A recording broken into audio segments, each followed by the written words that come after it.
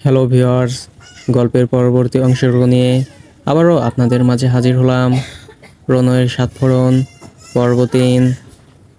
ভার্সিটির প্রায় সব মেয়েই ক্লাসে না গিয়ে ভার্সিটির গেটে দাঁড়িয়ে রয়েছে, কখন শিক্ষকরা আসবে এই অপেক্ষায়।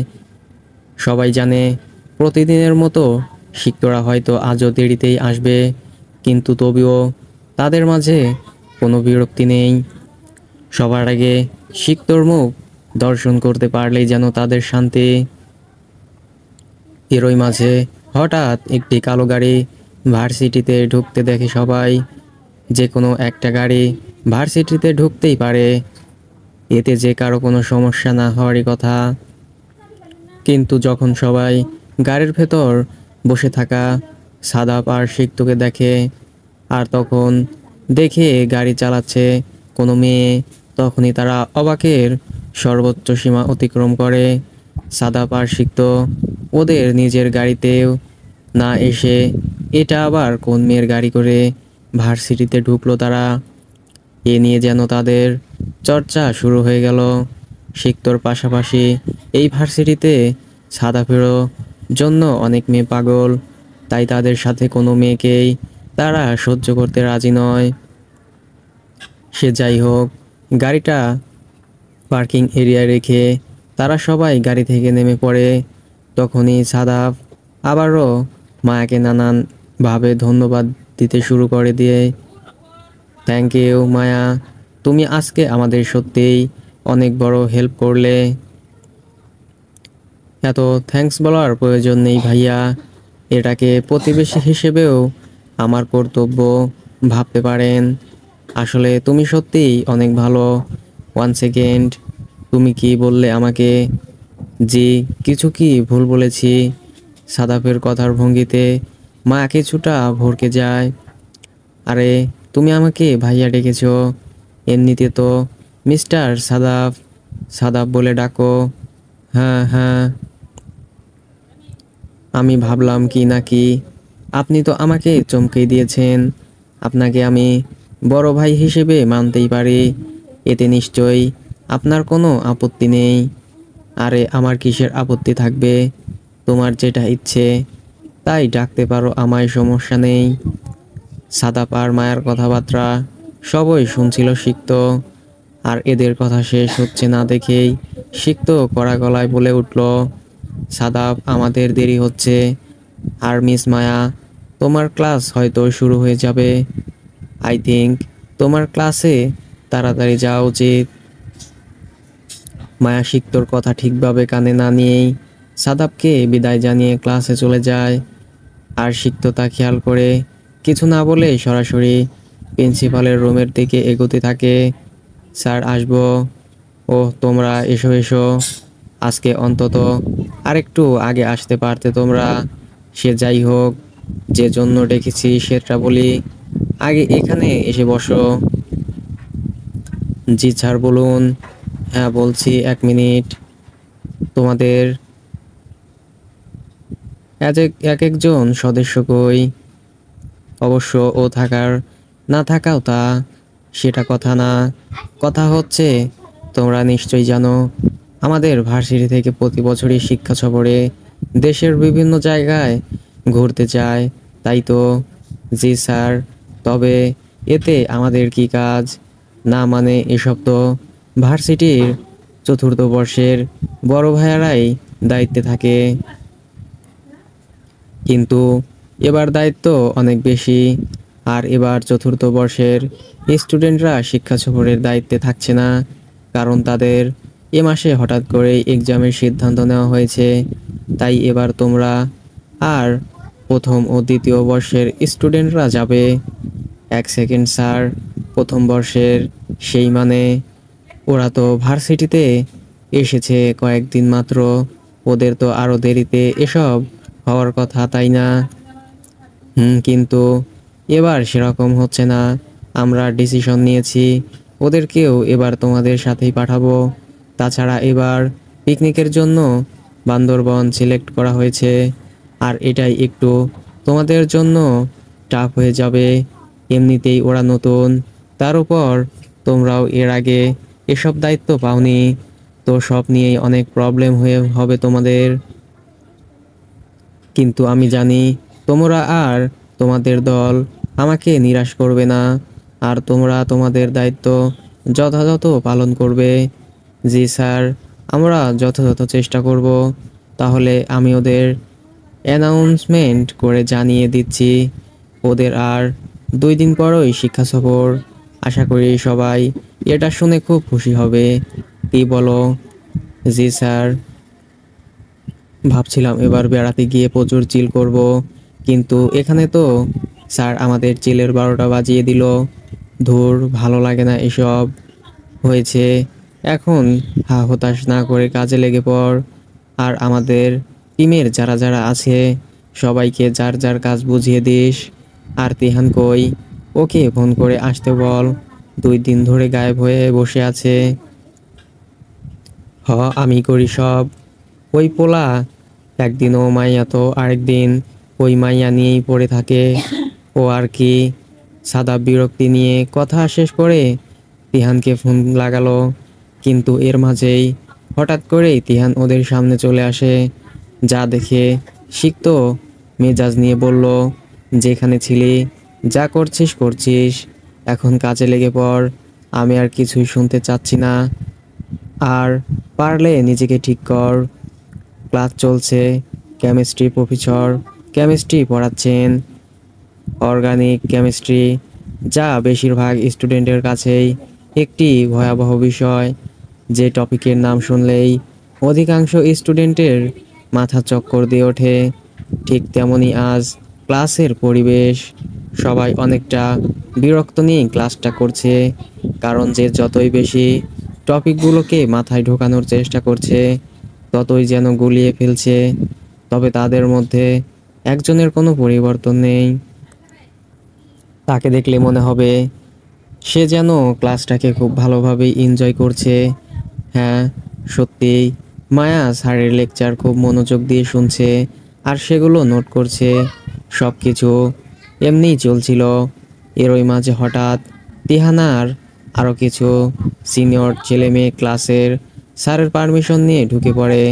আর তখনই তারা শিক্ষা সফরের ব্যাপারটা অ্যানাউন্সমেন্ট করে দেয়।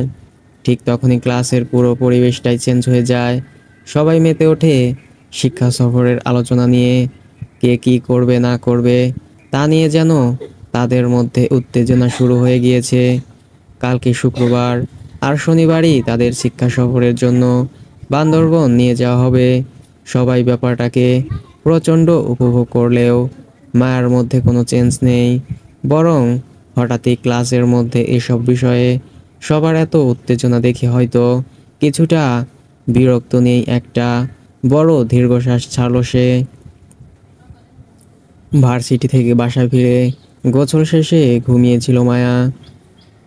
ঘুমাতে ঘুমাতে আজ অনেক দেরি করে ফেলেছে সে।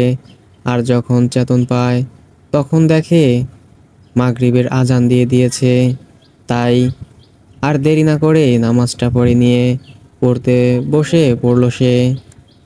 আর এদিকে তিহান ব্যস্ত গার্লফ্রেন্ডের সাথে কথা বলতে, সাদাব ব্যস্ত পড়াশোনায়, আর সিক্ত তার মোবাইলে ঢুকে রয়েছে।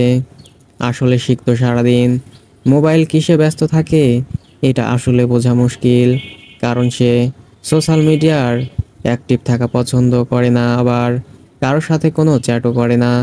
সে আসে ফোনে কিসে ঢুকে থাকে সে হয়তো নিজেও জানে না। কিন্তু তার সবচেয়ে বড় স্কল হলো সারা বছর না পড়েও পরীক্ষার আগে ধরা পড়াশোনা করে ভার্সিটিতে টপ করা। আর যাই হোক, এভাবেই তাদের নানা ব্যস্ততায় তাদের আজকের রাত সাথে সাথে শুক্রবারটাও কেটে গেল। দেখতে দেখতে শনিবার দিনটাও চলে এলো। বান্দরবনে মোট 3 দিনের জন্য থাকা ঘোরার ব্যবস্থা করা হয়েছে।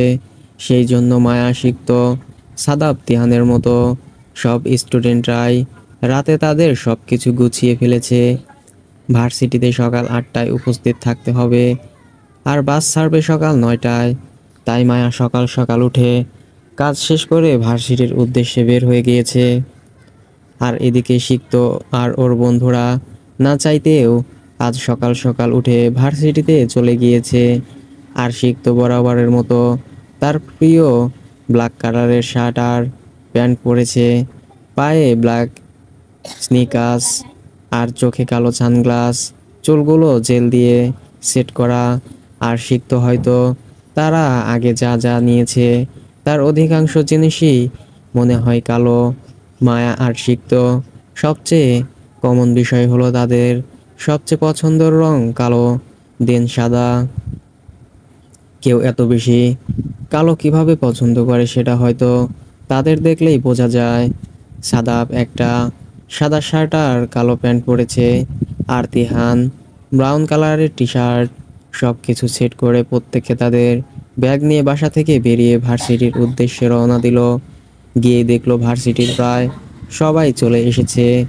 সবাই ভীষণ এক্সাইটেড বান্দরবন যাওয়ার জন্য। সিক্ত আর তার দলবল নিয়ে প্রায় সব কিছু পরিচালনা করছে। শিক্ষা সফরে টিচার যাবে হাতে গোনা কয়েকজন মাত্র, তার বেশিরভাগ কাজ সিক্তদেরই করতে হবে। সবাইকে সবার বাস আর সিটে ঠিকঠাকভাবে বসানোর পর সব বাসগুলোই ভর্তি হয়ে গেল। এখন বাজে প্রায় 9:50। আর 10 মিনিট পরই বাস ছাড়বে। মোট 12টি বাস আজ বান্দরবনের উদ্দেশ্যে রওনা দেবে। সবাই প্রচুর এক্সাইটমেন্ট, নাচানাচির সাথে গান গাওয়া হই হুল্লোড় করছে। ঠিক তখনই সাদাপের খেয়াল হলো মায়াকে এখনো সে একবারও দেখেনি। বিষয়টা সিক্তরও মনে মনে খেয়াল রেখেছিল, কারণ তারা দুজনেই বাসা থেকে বের হওয়ার আগে মায়ার বাসার দরজা লক দেখেছিল, যাতে বোঝাই যাচ্ছিল মায়া তাদের আগে ভার্সিটির উদ্দেশ্যে রওনা দিয়েছে। এই জন্য তারাও এ ব্যাপারটা ঠিক সেভাবে গুরুত্ব দেয়নি। ভেবেছে মায়া হয়তো কোনো না কোনো বাসে ঠিক উঠেছে, কিন্তু সাদাপের অন্য কিছু মনে হচ্ছিল। তাই সে সব বাস আবার চেক করলো, কিন্তু কোথাও মায়াকে দেখতে পেল না। আজকের শিক্ষা সফরে সবার উপস্থিতি থাকা বাধ্যতামূলক ছিল, তবে যার যেতে কোনো সমস্যা থাকবে সে যেন কর্তৃপক্ষের সাথে যোগাযোগ করে।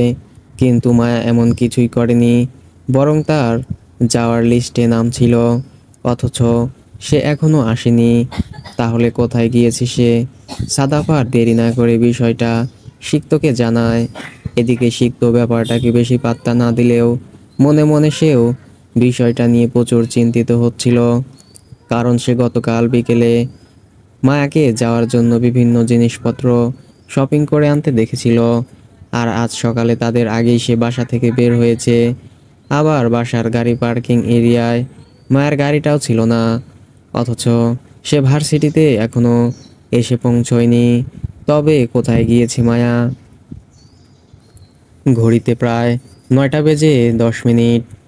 10 মিনিট সাদাপের কথা মতো সব বাস থেমে থাকলেও দেরি হয়ে যাচ্ছে দেখে সিক্ত বাকি 11টা বাসকে রওনা দেওয়ার নির্দেশ দিয়েছে। যে কারণে সিক্তদের বাস বাদে বাকি বাসগুলো ভার্সিটির গেট পার হয়ে চলে গিয়েছে। অন্যান্য বাসগুলো ছেলে মেয়ে সমানভাবে মিক্সড থাকলেও এদিকে সিক্তদের বাসে সবাই ছেলে। সিক্তদের বাসটায় সিক্তদের সাথে সাদাপ রয়েছে আর তিহান অন্য এক বাসে। এদিকে সময় পেরিয়েই যাচ্ছে, কিন্তু মায়ার কোনো দেখা নেই।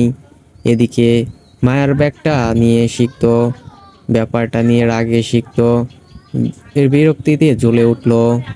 এক সময় সিক্ত বাস ছাড়ার নির্দেশ দিল, আর মায়ার নামটা কর্তৃপক্ষকে জানিয়ে লিস্ট থেকে কেটে দেওয়ার জন্য ফোন দিতে যাবে। তখনই সে খেয়াল করলো মায়ার গাড়ি ভার্সিটির গেট দিয়ে ভেতরে ঢুকছে, কিন্তু গাড়িটাকে ঠিকঠাক মনে হচ্ছিল না, কারণ পুরো গাড়িটার বিভিন্ন জায়গায় ভেঙে গিয়েছে আর সাথে কাদাও লেগে গিয়েছে। এসব দেখে সিক্ত ফোনটা নামিয়ে ফেললো, কিছুটা বলে সাদাবকে ইশারা করলো। এরই মাঝে মায়া গাড়ি থেকে নেমে তার ব্যাগটা নিয়ে বাসের দিকে এগোতে থাকলো। সিক্ত আর সাদাব মূলত বাসের গেটে দাঁড়িয়েছিল। মায়াকে এগোতে দেখে সাদাবও কিছুটা এগিয়ে গিয়ে মায়াকে তাড়াহুড়ো করে জিজ্ঞেস করে, মায়া, তোমার এত দেরি হলো কেন আসতে? তুমি তো আমাদের আগেই বেরিয়ে পড়েছিলে। আর তোমার এই কি অবস্থা? আরে তোমার কপাল থেকে দেখি রক্ত পড়ছে, আবার হাতও ছিলে গিয়েছে। এসব কি করে হলো? ভাইয়া রিল্যাক্স, তেমন কিছুই হয়নি। একটা ছোট অ্যাক্সিডেন্ট হয়েছে মাত্র। আমার তেমন কিছু হয়নি, কিন্তু আমার গাড়িটা নষ্ট হওয়ার কারণে এত দেরি হয়ে গেছে। ফাঁকা রাস্তায় গাড়ি ঠিক করতে গিয়ে বিপদে পড়ে গিয়েছিলাম। ফাঁকা রাস্তা মানে ঠিক বুঝতে পারলাম না। বাসা থেকে ভার্সিটিতে আসতে যে তো তেমন কোনো ফাঁকা রাস্তা নেই। তুমি কি অন্য কোথাও গিয়েছিলে? জি, আসলে একটা কাজের জন্য আমি বাসা থেকে আগেই বের হয়ে গিয়েছিলাম, আর সেখান থেকে ভার্সিটিতে ফিরতে এই অবস্থা। তবে সেসব কথা না, কথা হচ্ছে বাকি বাস তো মনে হয় সব চলে গিয়েছে। এখানে তো শুধু একটাই বাস দেখা যাচ্ছে। জি মিস মায়া, আপনার জন্য তো আর সবাই অপেক্ষা করবে না যে আপনি কখন আসবেন। তারপর বাস চলা শুরু করবে। টাইম পার হয়ে গিয়েছিল, তাই বাস ছেড়ে দিতে বলেছি। সিক্ত চুপ থাক না, ও তো আর এমনি এমনি দেরি করেনি। দেখতেই পারছিস ওর হাত ছিলে গিয়েছে, আবার কপাল থেকেও কতটুকু রক্ত পড়ছে। তো কি হয়েছে? মরে তো আর যায়নি। আপনাদের যদি এত প্রবলেমই ছিল তাহলে চলে গেলেই তো পারতেন। আমার জন্য ওয়েট করার কি দরকার ছিল? মিস মায়া, আপনার সুবিধার জন্য জানিয়ে দিচ্ছি যে এই সব কিছু অ্যারেঞ্জ করার মেইন দায়িত্বটা আমাকে দেওয়া হয়েছে। সেখানে কেউ একজনের নাম লিস্টে থাকা সত্ত্বেও সে এখানে উপস্থিত হবে না, আর পরে কোনো কিছু হয়ে গেলে জবাবদিহি আমি কেন করব? সে যাই হোক, এসে যখন পড়েছো ভালো কথা। এখন তোমার কাছে লাস্ট 2 মিনিট সময় দিচ্ছি। হয় তুমি এই বাসে আমাদের সাথে যাবে, না হলে কর্তৃপক্ষকে জানিয়ে তোমার নাম লিস্ট থেকে কাটিয়ে নাও। আমি তো একবারও আপনাদের সাথে এই বাসে যাওয়ার জন্য আপত্তি জানাইনি। তাহলে আসলে মায়া সিক্ত কথাটা বলছে কারণ এই পুরো বাসটাতে আমরা শুধু ছেলেরা আছি। দেন তোমার ব্যাচেরও কেউ এখানে নেই। এখন এতগুলো ছেলের সাথে তুমি একা একটা মেয়ে যাবে কিনা? দেখুন ভাইয়া, আপনাকে যখন নিজের ভাইয়া ভেবে নিয়েছি, তখন আপনার উপর পুরো বিশ্বাসও রেখেছি। আর বাকি সব কিছু আমি দেখে নেব। আমার কোনো প্রবলেম নেই এই বাসে যেতে। লাইক সিরিয়াসলি, তুমি এতগুলো ছেলের মাঝে এই বাসে করে বান্দরবন যাবে? ঠিক আছে তাহলে আর কি, অনেক দেরি হয়ে গিয়েছে মিস মায়া, বাসে উঠে পড়ো। সিক্তর কথা মতো মায়া বাসে উঠে পড়ল। বাসে উঠে দেখতে পেল পুরো বাসটাই সব ছেলেরা বসে রয়েছে, আর সবাই কিভাবে যেন দেখছে তাকে। এরই মাঝে মায়া দেখতে পেল সামনে 2টা সিট ফাঁকা, আর আরেকটা পেছনে, ছেলেদের ঠিক মাঝখানে।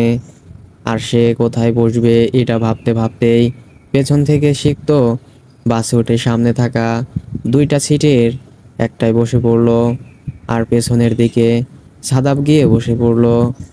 আর মায়া সিক্তর সিটের কাছে দাঁড়িয়েছিল দেখে সিক্ত বলল, মিস মায়া, বাসে এতগুলো ছেলেদের মাঝে যখন ওঠার জন্য রাজি হয়েছো, তখন নিশ্চয়ই আমার সাথে বসতে তোমার কোনো আপত্তি নেই। আমার বসতে কোনো আপত্তি নেই, কিন্তু আমি ওই জানালার পাশের সিটটায় বসবো। আশা করি আপনি না করবেন না। হ্যাঁ বলেই যখন দিলে আমি না করব না, তখন আর কি, বসো এখানে। মায়া গিয়ে জানালার সাথের সিটটায় বসে পড়লো, আর সিক্ত মায়ার পাশের সিটে। তারপর বাস রওনা দেওয়ার জন্য নির্দেশ দিল। বাস চলছে তার আপন গতিতে, জানালা দিয়ে সাই সাই করে বাতাস ঢুকছে। মায়া আর সিক্তর আজও ড্রেস চাপ মিলে গিয়েছে, দুজনেই পুরো ব্ল্যাক পরেছে। মায়া ব্ল্যাক টপস সাথে ব্ল্যাক স্কার্ট। পেছনের ছেলেরা সব হই হুল্লোড় করে গান বাজাচ্ছে, সাথে হেলে দুলে নেচে চলছে। এরই মাঝে মায়া তার ব্যাকপ্যাক করে মেডিসিন বক্স থেকে কটন, স্যাভলনার 2টা ব্যান্ডেজ টপ বের করলো। প্রথমে তুলোতে স্যাভলন লাগিয়ে কোনোই কেটে যাওয়া অংশটা পরিষ্কার করলো, তারপর সেটা ব্যান্ডেজ টেপ লাগিয়ে দিল। কিন্তু বিপত্তি বাজলো কপালের শুকিয়ে যাওয়া রক্তগুলো ঠিকঠাকভাবে পরিষ্কার করতে গিয়ে। মাথা যথেষ্ট মায়া যথেষ্ট চেষ্টা করছিল আয়না ছাড়া নিজে নিজে কাজটা করার, কিন্তু পুরোপুরি ঠিকভাবে হচ্ছিল না। এদিকে সিক্ত মাথার পেছনে দুই হাত দিয়ে চোখ বুজে ছিটের সাথে হেলান দিয়ে মাথাটা কিছুটা উপর দিক করে শুয়েছিল। মায়ার কাজকর্মের মাঝেই সিক্ত চোখ বুজে থাকা অবস্থায় মায়াকে বলল, এই মিস ব্ল্যাক শ্যাডো, আমি কি তোমার হেল্প করব? মায়া একবার সিক্তর দিকে তাকালো, দেখলো সিক্ত চোখ বন্ধ করে একই অবস্থায় আছে। তখন মায়া বলল, প্রয়োজন নেই, আমি ব্যবস্থা করে নিব। সেটা তো আমিও জানি তুমি কি করবে না করবে, কিন্তু ঠিকভাবে কপালের কেটে যাওয়া জায়গা পরিষ্কার না করে ব্যান্ডেজ লাগালে ইনফেকশন হয়ে যাবে। আর তুমি যেখানে যাচ্ছ সেখানে মেডিসিন ডাক্তারের তেমন কোনো সুবিধা পাবে না, এটাই স্বাভাবিক। তখন তোমার চিকিৎসা করতে গিয়েও আমার এখানে ওখানে ছুটতে হবে। তার থেকে ভালো হবে আমি জায়গাটা এখনই ভালো করে পরিষ্কার করে দিচ্ছি। আমার সাথে বসতে যখন পেরেছ, তাহলে আমি তোমার ট্রিটমেন্ট করলে তোমার নিশ্চয়ই কোনো আপত্তি নেই। পুরো কথাটা চোখ বুজে থাকা অবস্থায় বললেও শেষে গিয়ে চোখ খুলে হুট করেই মায়ার দিকে তাকালো। এদিকে মায়াও সিক্তর দিকে তাকিয়ে ভাবছিল, এই সিক্ত হঠাৎই এত ভালো হয়ে গেল কিভাবে, যেখানে কিছুক্ষণ আগেও সে বলছিল মায়া মরে তো যায়নি, শুধু চোটই পেয়েছে। আর এসব চিন্তার মাঝেই সিক্ত হুট করে তাকানোর ফলে সে আরেকটু ভড়কে যায়। আর কিছুই না বলে সে চোখ নামিয়ে নেয়। তখন সিক্ত বলে, দাও, তুলোটা দাও। সিক্ত তুলোটা হাতে নিয়ে তাতে স্যাভলন লাগিয়ে আস্তে আস্তে কপালের কাটা জায়গাটা পরিষ্কার করতে থাকে। তারপর ব্যান্ডেজটা লাগিয়ে দিয়ে হয়ে গিয়েছে বলে আবার আগের মতো করে চোখ বুজে শুয়ে পড়ে। মায়া জিনিসগুলো সব ব্যাগে ঢুকিয়ে কানে হেডফোন লাগিয়ে জানালা দিয়ে প্রকৃতি দেখতে দেখতে এক সময় চোখ বুজে আসলে ঘুমিয়ে পড়ে। তখনই আবার সিক্ত চোখ খুলে আর চোখে মায়া দেখতে থাকে আর ভাবতে থাকে, মায়াকে যখন ব্যান্ডেজ করে দিচ্ছিল সে একদম স্বাভাবিক ছিল, চোখে মুখে কোনো পরিবর্তনই ছিল না। মেয়েটা যেন কেমন জানি অন্য সব মেয়ের মতো না, সব সময় চুপচাপ থাকে, আবার মাঝে মাঝে অদ্ভুতভাবে কথাবার্তা বলে, কেমন যেন রহস্যময়। এসব ভাবতে ভাবতে এক সময় সিক্ত ঘুমিয়ে পড়ল। বাসটা ঢাকা ছাড়িয়ে কুমিল্লা পার হয়ে কোনো এক গ্রাম এলাকার ভেতরে ঢুকেছে। আশেপাশের সারি সারি গাছ আর সবুজ ধান, সাথে মিষ্টি বাতাস। অনেকক্ষণ নাচ গান করার পর সবাই এখন ক্লান্ত, তাই বাসের অধিকাংশ মানুষই ঘুমিয়ে গিয়েছে। বিকেল হয়ে সন্ধ্যা নামবে, সবাই ঘুম থেকে উঠে গিয়েছে। দুপুরে খাবারের যা প্রয়োজন করা হয়েছিল তা সবাই খেয়ে নিয়েছে। খাবারের পর সকাল থেকে অনেকক্ষণ বসে থাকতে থাকতে সবাই প্রায় অনেকটাই বোরিং ফিল করছে। এসব খাবারের পর অনেকের ফ্রেশও হতে হবে। বাসটাও প্রায় বান্দরবনের একটু পাহাড়ি এলাকায় চলে এসেছে। এখানে আশেপাশে কোনো বাড়িঘর নেই, কিন্তু খুঁজলে হয়তো দূরে হয়তো কোনো বাড়ি অথবা ছোট গ্রাম পাওয়া যাবে। তখনই ঠিক করা হলো বাসের সবাইকে কিছুক্ষণ ব্রেক দেওয়া হবে। সবাই যেন যার যা কাজ আছে সেটা যেন আশেপাশের ঝোপঝাড়ে সেরে নেয়। এরপর একবার ঠিক জায়গায় গিয়ে বাস থামবে, তাই আর পরে কোনো সময় পাবে না। ছেলেরা যেহেতু এসব কাজ করতেই পারবে, কিন্তু মায়া তো আর এটা করতে পারবে না, আর তার তেমন প্রয়োজনও ছিল না। কিন্তু বাসে একটানা বসে থাকতে থাকতে সে প্রচুর বোরিং হচ্ছিল, সাথে পাও লেগে গিয়েছিল। তাই সে ভাবলো সেও বাস থেকে নেমে আশপাশটা ঘুরে দেখে একটু হাঁটাহাঁটি করে নেবে। এটা ভেবে বাসটা একবার দেখে নিল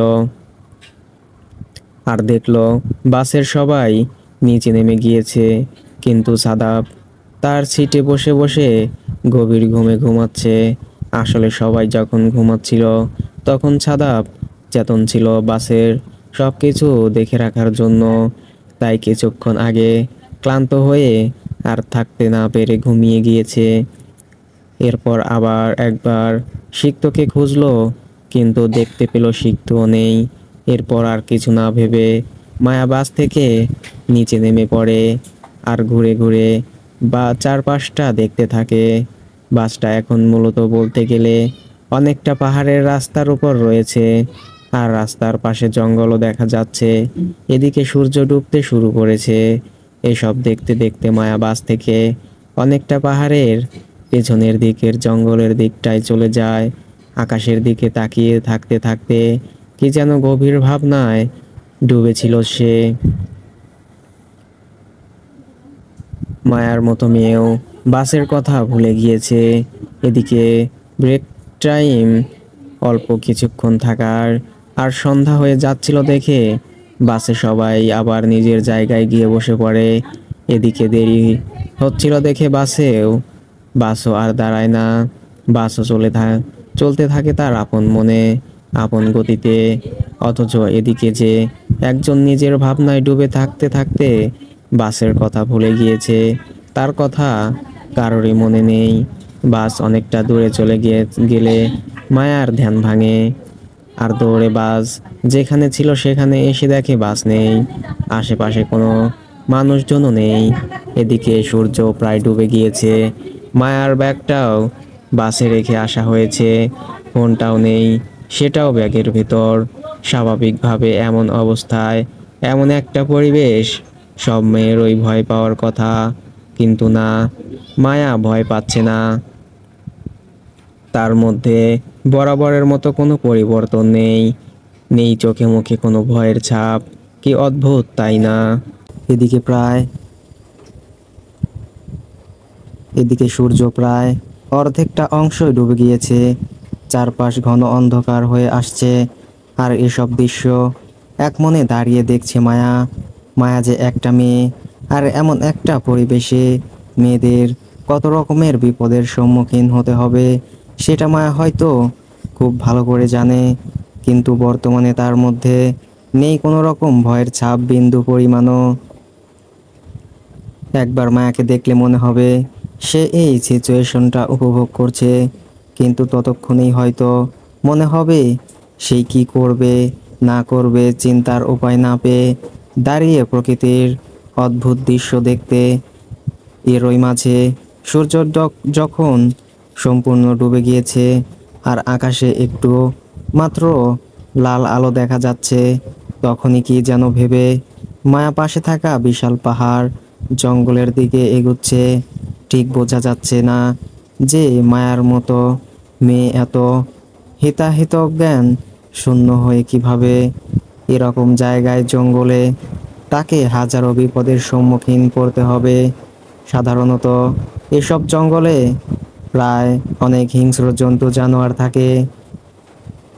সাধারণত অন্য কেউ হলে হয়তো রাস্তাতেই থেকে নিজেকে বিপদ থেকে বাঁচানোর চেষ্টা করবে।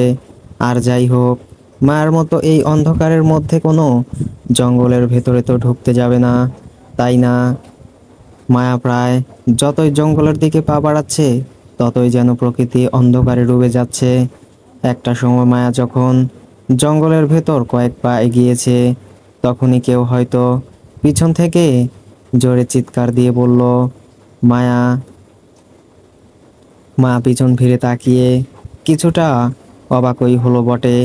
পিছনে দাঁড়িয়ে থাকা মানুষটাকে সে চেনে, কিন্তু এই লোকটার তো এই সময় এখানে থাকার কথা নয়। তাহলে সে এখানে কিভাবে? তবে কি মায়ার জন্য সেও এখানে রয়ে গিয়েছে? এসব ভাবতেই সিক্ত দৌড়ে মায়ার কাছে চলে যায়। আসলে মায়ার সেই চিরপরিচিত লোকটি আর কেউ নয়, সেই সিক্তই। সিক্ত কোনো কিছু না ভেবে অনেকটা রাগ নিয়ে মায়াকে হাত ধরে টেনে জঙ্গলের ভেতর থেকে বের করলো। এতে মায়া হাতে কিছুটা ব্যথা পেলেও কিছু বলল না। তার আগেই সিক্ত জোরে জোরে বলতে লাগলো, তুমি কি পাগল? তোমার কি মিনিমাম কোনো সেন্সও নেই? কোনো পাগলও তো এই অন্ধকারে এই রকম ঘন জঙ্গলে যাওয়ার সাহস দেখাবে না। সে তো আর ভালো বুঝবে। তার আর তুমি তুমি কেন সেন্স জঙ্গলের ভেতরে যেতে চাচ্ছিলে? এতই মরার শখ হয়েছে নাকি? মায়া কিছুই বলছে না, শুধু সিক্তর মুখের দিকে চেয়ে চেয়ে কথাগুলো শুনছে। এতে যেন সিক্ত আরো রেগে মেগে আগুন। রাগের মাথা সিক্ত এত জোরে মায়ার হাত চেপে ধরেছে যে আর একটু জোর দিলে হাতটাই ভেঙে যাবে। কি কথা বলছো না কেন? আমি কিছু জিজ্ঞেস করছি। আমার কথা কি কানে যায় না? তোমার জন্য আমার এখন এই সিচুয়েশন ফেস করতে হচ্ছে। এই মেয়ে দেখো, চুপ করে থাকবে না কিন্তু। তোমার এই মুখে তালা লাগিয়ে আমার দিকে তাকিয়ে থেকে চেহারা দেখা কিন্তু আমার মোটেই সহ্য হচ্ছে না। কথা বলো, ড্যাম ইট। মিস্টার সিক্ত হাত ছাড়ুন আমার, আমার হাতে লাগছে। মায়ের কথা শোনার এতক্ষণ পর সিক্তর মাথায় এলো যে সে এতক্ষণ ধরে মায়ের হাত চেপে ধরে রেখেছিল। তার মনে হলো সে অনেক জোরে চেপে ধরে রেখেছিল, যাতে হয়তো মায়ের হাতে দাগও হয়ে গিয়েছে। কিন্তু চারপাশে এত অন্ধকার হয়ে গিয়েছে যে হাতে দাগ হয়ে গেলেও সেটা আর অন্ধকারে বোঝা যাচ্ছে না। সিক্ত মনে মনে কিছুটা গিল্টি ফিল করলেও সেটা আর প্রকাশ না করেই আগের মতো তেজ নিয়ে বলল, নাও ছেড়ে দিলাম হাত। এখন বলো, গাধার মতো এই জঙ্গলের ভেতরে যাচ্ছিলেই বা কেন? আর বাস ছাড়ার টাইমে বাসে না উঠে নাচতে গিয়েছিলেই বা কোথায়? সিক্ত কথাটা মায়াকে কটাক্ষ করেই বলল, কিন্তু মায়া সাধারণ ভঙ্গিতে জবাব দিল, আমি কোথাও নাচতে যাইনি। তখন একা বাসে ভালো লাগছিল না, তাই বাস থেকে নেমে পড়েছিলে ভালো কথা। বাস ছাড়ার টাইমে ফিরে না এসে কোথায় গিয়েছিলে? তোমার কোনো আন্দাজও আছে? তোমার জন্য আমার কি অবস্থা হয়ে গিয়েছিল? আমাকে পাগলের মতো এখানে সেখানে খুঁজতে হয়েছে আমায় তোমার জন্য। আমার এখন এই অন্ধকারে বিপদ থেকে বাঁচার রাস্তা খুঁজতে হবে। আর তুমি কি না নাচতে নাচতে জঙ্গলের ভেতরে চলে যাচ্ছিলে? তোমার কি এইটুকু ধারণাও নেই যে এই জঙ্গলে কত বিপদ থাকতে পারে? এখানে না আছে কোনো নেটওয়ার্ক, আর না তোমার কাছে না আছে ফোন, সেটাও তো বাসে ফেলে এসেছো। হ্যাঁ, আর যাই হোক, মানুষের থেকে হয়তো এই হিংস্র জন্তু জানোয়ারগুলো আমার জন্য নিরাপদ। Like seriously, are you mad? তোমার কি মাথায় সত্যিই কোনো সমস্যা আছে? আমি বুঝতে পারছি না তুমি এখানে কি করছো। তোমার তো পাবনায় থাকার কথা। চিন্তা করো না, আমি তোমাকে নিয়ে ঢাকায় কোনোভাবে ফিরতে পারলেই তোমাকে পাবনা মেন্টাল হসপিটালে রেখে আসার ব্যবস্থা করব। সিক্ত প্রথম কথাগুলো অবাকের স্বরে বললেও শেষের কথাগুলোর মায়াকে উপহাস করলো। এতে মায়া অবশ্য কোনো রিয়াকশনই দিল না। দিলেও হয়তো বোঝা যাবে না, কারণ এখন চারপাশ এতটাই অন্ধকার লাগছে যে তারা দুজন একে অপরের মুখ দেখতে পারলেও সেটার এখন স্পষ্ট বোঝা যাচ্ছে না। সো ফ্রেন্ডস, কার কার বাসা পাবনা বলে যাবেন কমেন্ট করে। যাই হোক, এখন চুপ করে না থেকে এটা বলো, এখন বাজেট যাবেটা কোথায়? চারপাশে আমার আর দুজন ছাড়া তো আর কোনো মানুষের ছায়া চিহ্ন দেখা যাচ্ছে না। কিছু না করে এখানে দাঁড়িয়ে থাকাটাও বিপদ। আমি একা হলে তো কোনো সমস্যা ছিল না, কোনো না কোনোভাবে রাতটা কাটিয়েই দিতে পারতাম। কিন্তু সমস্যাটা তো বাদলে তুমি। এমনিতেই তুমি একটা মেয়ে মানুষ, আর এইখানে আশেপাশে হয়তো ডাকাতও থাকতে পারে। আর কিছু না পেলে তো তোমাকেই ওরা নিয়ে যাবে। আমি না হয় বেঁচে যাব, কিন্তু তুমি তখন কি করবে? সিক্ত কথাগুলো মায়াকে ভয় দেখানোর জন্যই আগ বাড়িয়ে বললেও মায়া বরাবরের মতো ভয় না পেয়ে তাচ্ছিল্যের সুরে বলল, ধন্যবাদ মিস্টার সিক্ত, আমাকে ভয় দেখানোর ব্যর্থ প্রচেষ্টার জন্য। আমি আমার রক্ষা নিজে করতে পারি, আর আপনি অনেকক্ষণ ধরে বলে যাচ্ছেন আমার জন্য আপনাকে এই বিপদের মধ্যে বিপদে পড়তে হয়েছে, কিন্তু আমি তো আপনাকে একবারও আমাকে সাহায্য করার জন্য ডাকিনি। আপনি বা কেন আমার জন্য বাস থেকে চলে না গিয়ে আমাকে খুঁজতে এখানে থেকে গেলেন? আপনি তো চাইলেই চলে যেতে পারতেন, তাই না? হ্যাঁ, এটা আমার। এখন নিশ্চয়ই এটা বলবেন না এটা আপনার দায়িত্ব। আমাকে খুঁজে বের না না নিয়ে গেলে আপনার ক্যারিয়ার লাইফ সব ধ্বংস হয়ে যেত। আমি যদি আজ হারিয়ে যেতাম অথবা আমার কিছু বা হয়ে যেত, তাহলে সেটার দায়ভার কর্তৃপক্ষ আর জবাবদিহি কর্তৃপক্ষকেই করতে হতো। এখানে আপনার দায়িত্ব থাকলেও আপনি একজন সাধারণ স্টুডেন্ট, আর তো কিছু না। এছাড়া এখানে তো শুধু দায়িত্ব স্টুডেন্টের নয়, টিচারদেরও তো দেওয়া হয়েছে। তাহলে আপনি এখন বলুন, কেন আপনি চলে না গিয়ে থেকে গেলেন? সিক্ত মায়ার কথাগুলো শুধু চুপচাপ শুনে গেল, কোনো উত্তরই দিল না। কারণ সত্যিকার অর্থে তার কাছে কোনো উত্তরই ছিল না। আসলেই তো সে কেনই বা মায়াকে খুঁজতে বাস থেকে নেমে পড়েছিল। যাই হোক, আপনাকে কিছু বলতে হবে না এখন। চারপাশ এখন ঘোর অন্ধকার হয়ে গিয়েছে। আপনি কি ফোন নিয়ে এসেছেন নাকি আমার মতো সেটাও বাসে ফেলে রেখে এসেছেন? আমি তোমার মতো গাধি না। ফোন আমার সাথেই আছে, কিন্তু এখানে নেটওয়ার্ক নেই, তাই ফোনে থেকেও কোনো লাভ নেই। সেটাই, আপনি গাধি হবেন কেন? হলে তো গাধা হবেন, তাই না? এখানে নেটওয়ার্ক নেই সেটা আমিও জানি। চারপাশ অন্ধকারে কিছু দেখা যাচ্ছে না।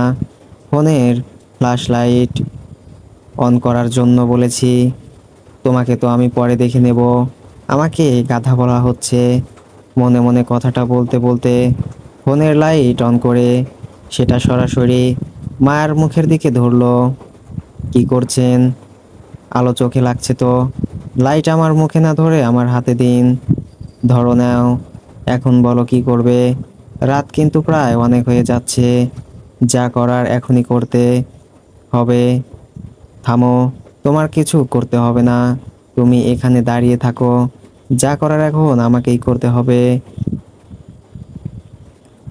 কোথাও যাবে না, কিন্তু আমি আশেপাশে দেখে আসছি। আশা করি ভয় পাবে না। দাঁড়ান, ফোনটা আপনি নিয়ে যান। আর আপনার কাছে লাইটার থাকলে সেটা দিন। ফোন নিয়ে গেলে তুমি ভয় পাবে না, আর আমি লাইটার পাবো কই? মিথ্যা বলবেন না। আপনার কাছে লাইটার আছে সেটা আমি জানি। আপনাকে সিগারেট খেতে দেখেছি আমি, তাই আপনার লাইটার থাকাটাও স্বাভাবিক। হ্যাঁ, আমার আগেই বোঝা উচিত ছিল তুমি প্রচুর চালাক একটা মেয়ে। কিন্তু লাইটার দিয়ে করবে কি সেটা না বললে লাইটার দেব না। আমি কিছু শুকনো পাতা জড়ো করে রেখেছি ওখানে। ওগুলো ওখানে আগুন ধরালেই আগুন লেগে যাবে। আর লাইটের যে ভালো হবে যদি আগুন জ্বালিয়ে দেই ওখানে, তাহলে আর কোনো পোকামাকড় অথবা জীবজন্তুর থেকে নিজেকে রক্ষা করতে পারবো। সিক্ত মায়ের কথাগুলো শুনে চোখ ছোট ছোট করে মায়ের দিকে তাকিয়ে থাকলো। কেন যেন মায়ের কথাগুলো তার কাছে অদ্ভুত মনে হলো। তবে সেগুলোকে পাত্তা না দিয়ে সে শুধু বলল, তুমি মেয়েটা আসলেই অদ্ভুত। ধরো নাও, আর ফোনটা আমাকে দাও। আর আমি না আসা পর্যন্ত কোথাও যাবে না, এখানেই দাঁড়িয়ে থাকবে। কথাটা মাথায় থাকে যেন। মায়াও কিছু না বলে সেখানে দাঁড়িয়ে রইল।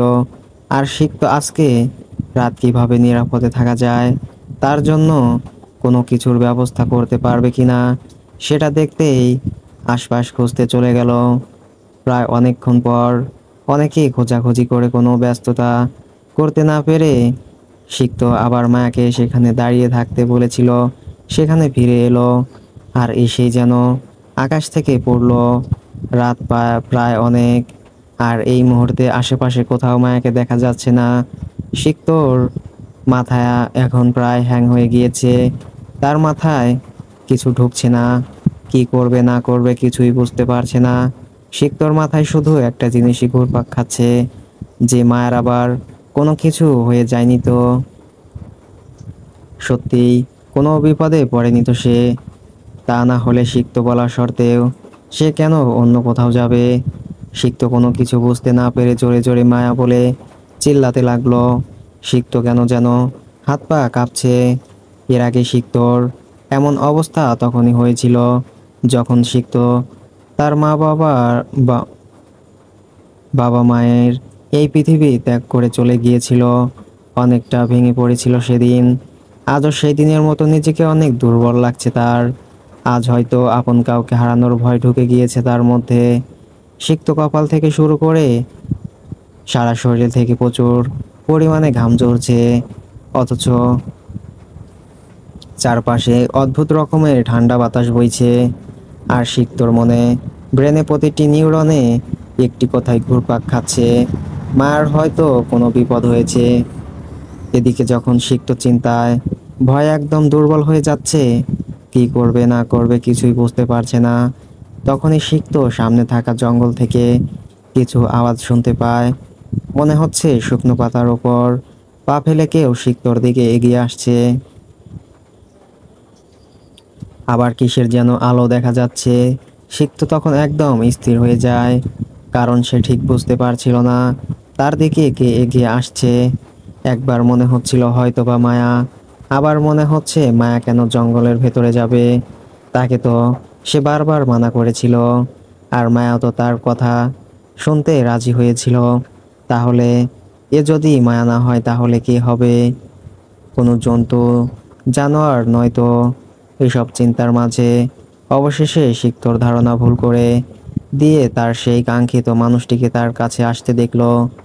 সিক্ত দেখলো মায়া মশাল ধরনের কিছু একটা বানিয়ে তার হাতে ধরে আছে। আর এক সময় সে হেঁটে হেঁটে সিক্তর মুখোমুখি হয়ে দাঁড়ালো। এই মুহূর্তে সিক্ত রাগ করবে নাকি মায়া ফিরে এসেছে দেখে খুশি হবে, বা কি রিয়াকশন দেবে সে নিজেও বুঝতে পারছে না। প্রথমে সিক্ত মায়া ফিরে এসেছে দেখে স্বস্তি পেলে, পরক্ষণেই সে নিজের মধ্যে রাগী চেহারা ধারণ করলো। কারণ সিক্ত বারবার নিষেধ করার সত্ত্বেও মায়া কেন জঙ্গলের ভেতরে ঢুকেছিল তা নিয়ে মায়াকে যখনই কিছু বলা শোনাতে যাবে, তার আগেই মায়া বলতে থাকলো, মিস্টার সিক্ত, আমাকে যা বলার পরে বলবেন। আপাতত আমার সাথে এখান থেকে চলুন, আমাদের কাছে বেশি সময় নেই, এমনিতেই অনেক রাত হয়ে গিয়েছে। এই বলেই যখনই মায়া সিক্তর হাত ধরে টেনে নিয়ে যাওয়ার চেষ্টা করলো, সেই মুহূর্তেই সিক্ত মায়ার হাতটা ছাড়ি দিয়ে সরিয়ে দেয় এবং অনেকটা রাগ অভিমানে বলতে থাকে, মিস মায়া, তোমার যেখানে সেখানে ইচ্ছে সেখানে যেতে পারো। আমি তোমার সাথে কোথাও যাচ্ছি না। যখন আমি তোমাকে বারবার নিষেধ করেছিলাম জঙ্গলের ভেতরে না ঢুকতে, তখন তুমি কেন গিয়েছে? যখন তুমি আমার কোনো কথা শুনতে রাজি নও, তখন আমি কেন তোমার কথা শুনবো? সো তোমার যেখানে যাওয়ার সেখানে যেতে পারো, আই ডোন্ট কেয়ার। সিক্ত মনে মনে ভেবেছিল মায়া হয়তো তার ভুল বুঝতে পেরে অনুতপ্ত হবে, কিন্তু না, বরাবরের মতো মায়া এবারও সিক্তর ধারণা ভুল করে দিয়ে মায়া বলতে লাগলো, আমি জানি আমি আপনার কথা শুনিনি, আর এই জন্য আপনি আমাকে কথাও শোনাবেন, কিন্তু আমি তো বলেইছিলাম আপনার যা বলার তা বলে পরে বলবেন। এখন আপনি যদি আমার কথা না শুনে আমার সাথে না যেতে চান তো ঠিক আছে, আমি আপনাকে জোর করব না, আমি যাচ্ছি, আপনি এখানেই থাকুন। সিক্ত যেন পুরাই অবাক হয়ে গেল মায়ের কথা শুনে। সিক্ত রাগ কি করবে, তার তো দিন দিন অবাকের সীমাই কমছে না। আজ পর্যন্ত কোনো মেয়েকে দূরের কথা, কেউ তাকে এতটা ইগনোর করেনি। আর অবাকের সীমা থেকে বেরিয়ে সিক্ত যখন দেখলো মায়া তার কথা বলা শেষ করে না দিয়েই আবারও জঙ্গলের দিকে এগোচ্ছে, তখন সে রীতিমতো অবাক হলো। প্রথমে মায়ার সাথে না যেতে চাইলেও মুহূর্তেই সে কি যেন ভেবে মায়াকে পেছন থেকে ডাক দিল। মায়াও তার পা থামিয়ে দিয়ে দাঁড়িয়ে পড়ল, কিন্তু পেছনে ফিরল না। এদিকে সিক্ত এসে মায়ার কাছে এসে দাঁড়িয়ে পড়ল, তারপর বলল, চলো। মায়া তখন মুচকি হেসে সামনের দিকে এগোতে থাকলো আর মনে মনে বলল, আপনার মতো মানুষদের দিয়ে কিভাবে কথা শোনাতে হয় সেটা আমার খুব ভালো করেই জানা আছে। মিস্টার তিক্ত, মায়া আর সিক্ত দুজনেই পায়ে পা মিলিয়ে জঙ্গলের ঝোপঝাড়ের ভেতর দিয়ে হাঁটছে।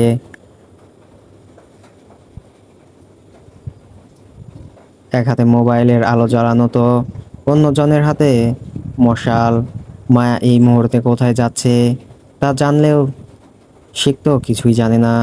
সিক্তর মনে হচ্ছে মায়া তাকে এত ইগনোর অ্যাটিটিউড দেখানোর পরেও সে মায়ার সাথে আসলোই বা কেন, এই ভেবে নিজেকে মনে মনে গালিও দিচ্ছে।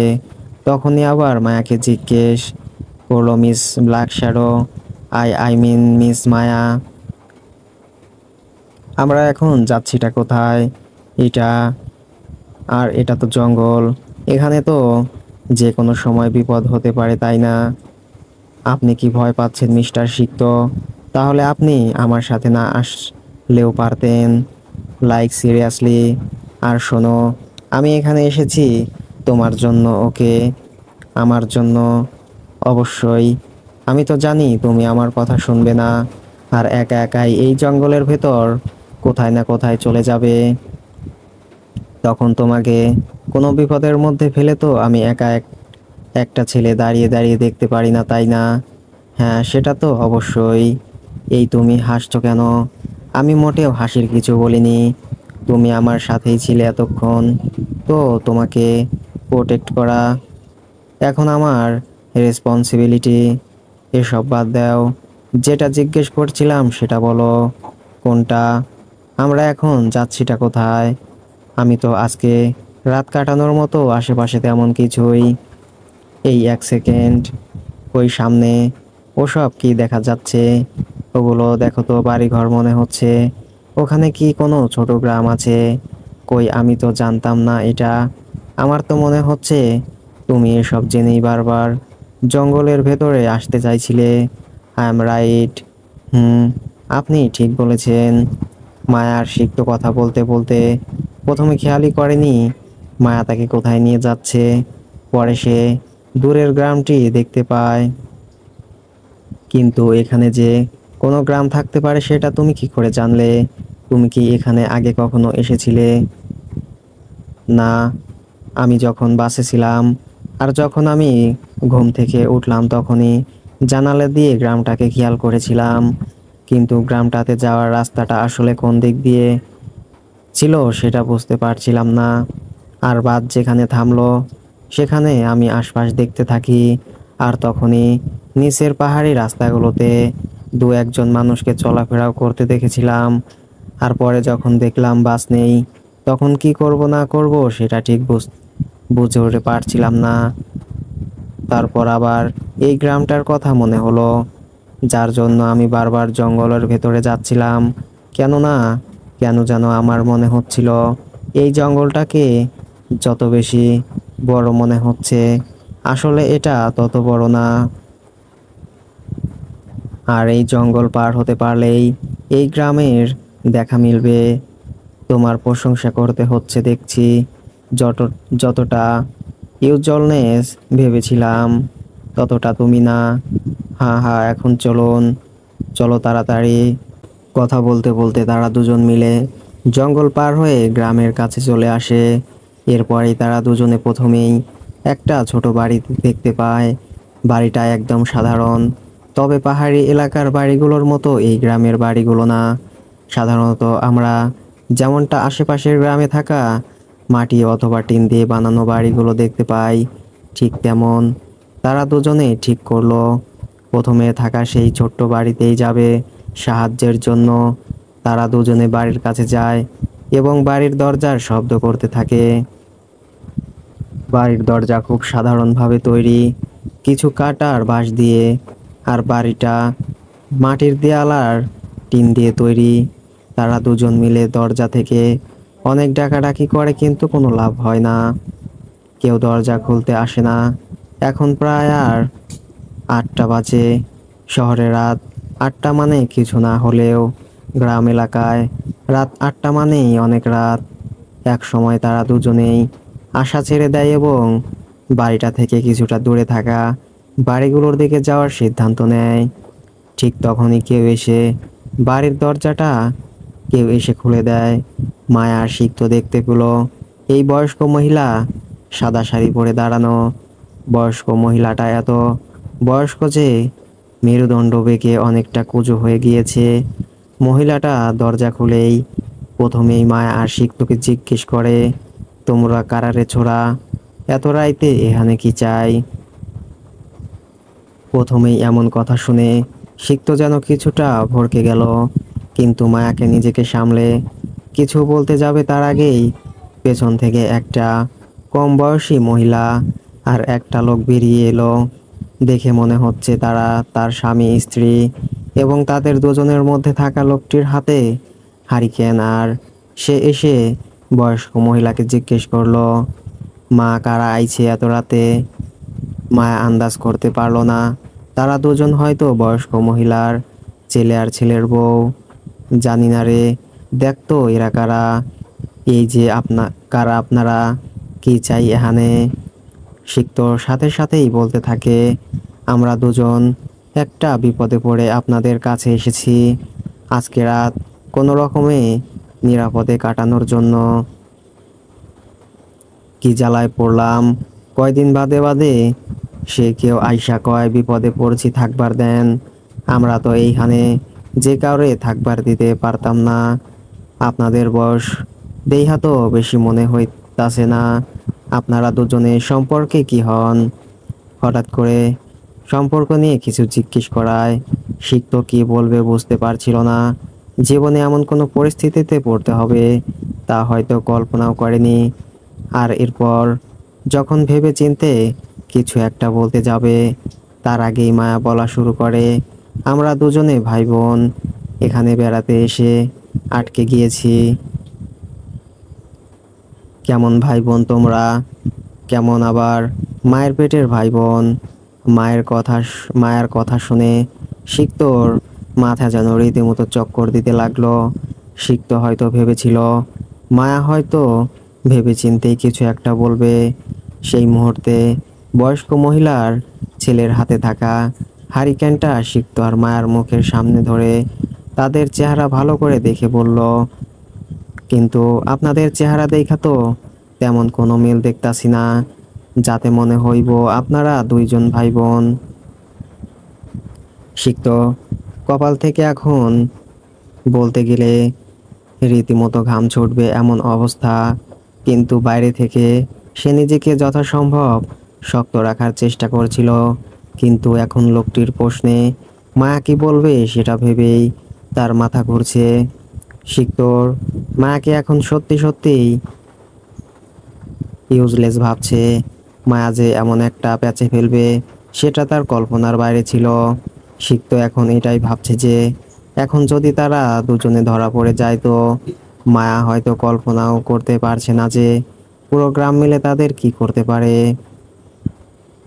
এসব ছোটোখাটো গ্রামে বিবাহিতারা ছাড়া কোনো ছেলে মেয়ে যদি রাতে থাকতে চায় তো পুরো গ্রাম এক হতে বিন্দু পরিমাণ সময় লাগে না। আর এসব ছেলে মেয়েদের হয় তারা গণধোলাই অথবা জোর করে বিয়ে, নয়তো ভয়াবহ কোনো শাস্তি দেয়, এমনটা সব সময় শোনা যায়। আর এটা ভেবেই সিক্ত কি করবে না করবে কিছুই বুঝে উঠতে পারছে না। সো ফ্রেন্ডস, গল্পটি কেমন লাগলো অবশ্যই কমেন্ট করে জানিয়ে দিন, এবং নিত্য নতুন গল্প দেখতে চাইলে চ্যানেলটি সাবস্ক্রাইব করে পাশেই থাকুন। ধন্যবাদ সবাইকে।